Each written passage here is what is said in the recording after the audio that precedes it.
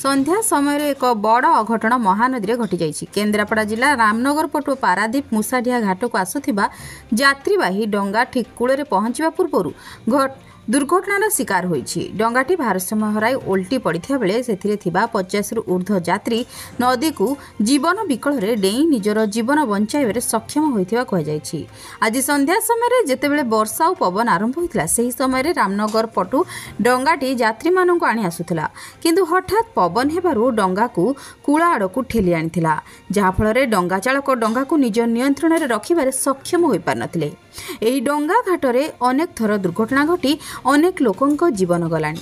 सरकार life jacket पिंधिबा को कड़ाकड़ी नियम करथिबा बेले एठी काहारी को लाइफ जैकेट पिंधिबा को दिया जाउनथिबा अभियोग होइछि।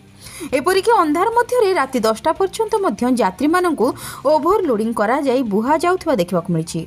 अत्यंत विपदसंकुल अवस्था एठारे यात्री परिवहन करा जाउथिबा बेले पारादीप रे थिबा विभिन्न शिल्प अनुष्ठान को हजार हजार श्रमिक काम करबा को आसंती और संध्या समय फेरी थांती।